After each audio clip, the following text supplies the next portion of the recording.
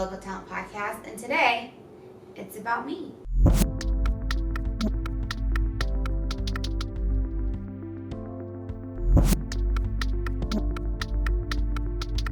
It all started in 2016. I needed to refill my birth control pills, and I was told I had to go see my doctor in order to get a renewal. So I get there, and the doctor asked me, "Why are you here?" And I figured, I just spent $20 for a damn copay. Why am I here? So I started to think about things that were bothering me. I am a female, I'm in sales, so I talk a lot, and my throat would hurt. I would have to massage my throat after about half a day, and I didn't know why. So I go and I get an ultrasound, and the technician must have been new because she was scanning my neck and freaking out at the same time. And she just, when she was done, or while she was doing it, she would give that type of face. And I don't know about you guys, but I was terrified. I didn't understand why she was doing that.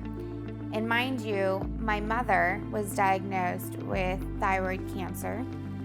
So I left that day, and I remember calling my husband, and I was crying because I knew something was wrong, and this lady couldn't tell me what it was, and I had to go to work, so that just made things worse.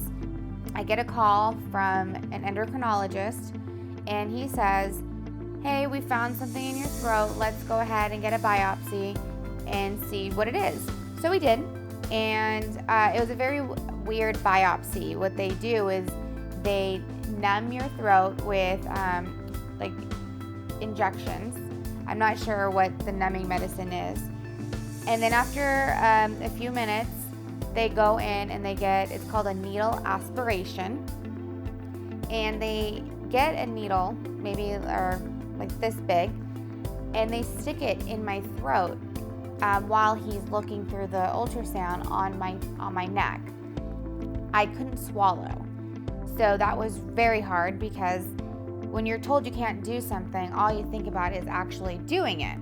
And I told the doctor, I was like, "Look, just if it is thyroid cancer, because again, my mom had it, just tell me. Like, don't sugarcoat it. Just tell me what it is and how and what the next steps are."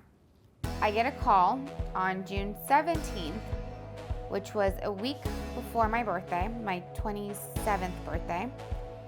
And sure enough, he says, "Stephanie, you told me not to sugarcoat it. I'm sorry, but you have thyroid cancer, and it's the size of a golf ball pushing up against your vocal cords, which is why you feel that need to massage your throat." I couldn't believe it. So after he called, he said I would hear from a surgeon, and we would have surgery ASAP. Mind you, this is about 4 months before my wedding. So not only did I just find out I have cancer, but now I found out I have to have surgery before my wedding. And all you brides out there know, you don't want any scars showing. When I finally met the surgeon in person, and he explains, like, we're gonna go in right here.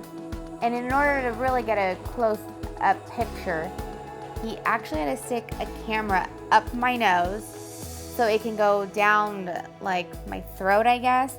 I don't know, but it was the most uncomfortable. Like, it hurt. It hurt so bad. So we go into surgery, and we went in with the mindset, it's a one and done. We'll go in, we'll get it done, and then we'll see what's next. So after radiation, it was told go in every 6 months. I went the next 6 months, and I forgot to mention that thyroid cancer, when you're young, there's a high possibility it's going to come back. And my doctor had warned us. So when I went back for my 6-month checkup, and he said it was back, we kind of knew that it was going to come back. So it wasn't as hard as we thought it would be to hear the news. We had prepared ourselves. We expected the worst, but wished for the best. So I had to do surgery again, continue with my thyroid pills, and pray that I didn't get it again. I went every 6 months to get tested. I had ultrasounds. I had blood work. For 3 scans, I was free.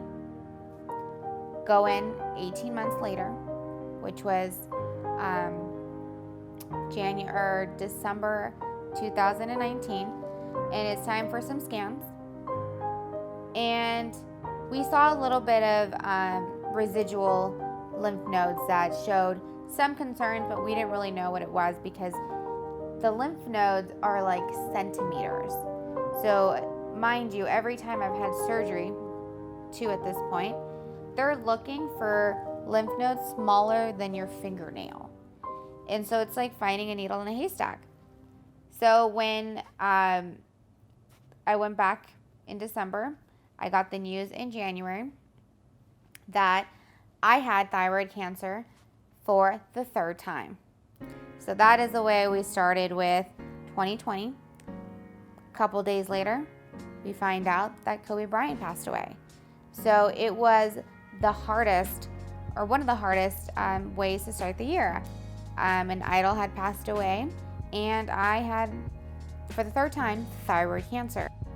So the 3rd time, again, was surgery. And I didn't know if I wanted it right away. I had a date scheduled, and then COVID hit. So they canceled elective surgeries. For about a month, I got a call and they said, hey, we have a surgery date for April 27th, 2020.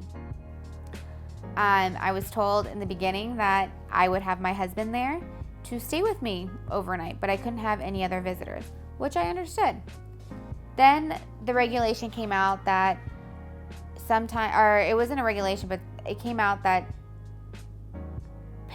dads couldn't be in the delivery room with their babies.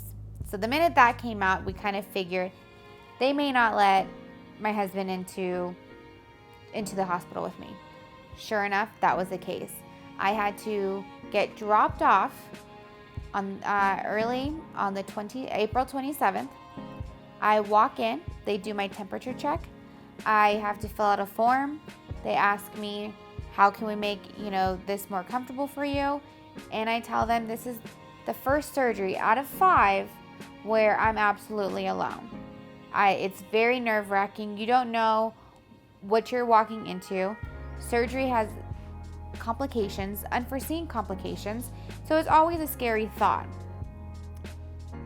The staff, the nurses, the doctors, everyone was phenomenal. They stayed with me, they talked to me, they made me feel super comfortable. It was a success because I'm talking right now. I don't have any side effects. I did have a stitch pop out. That was I looked like I had a price tag on my neck. That was pretty interesting.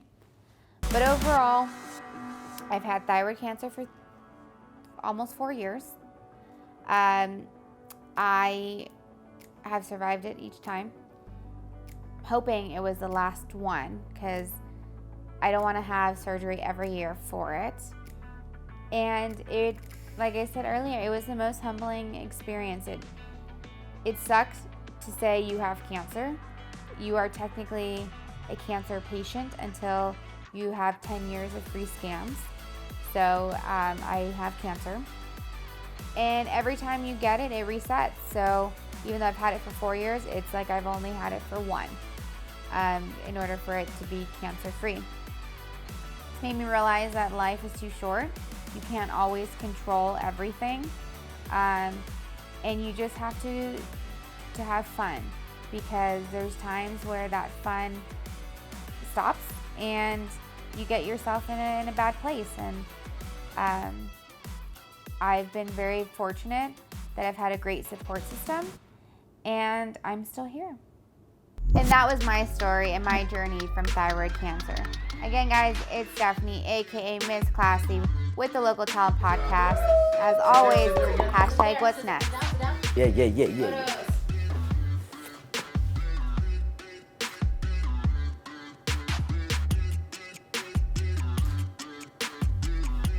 As always, hashtag what's next. We out. Cool.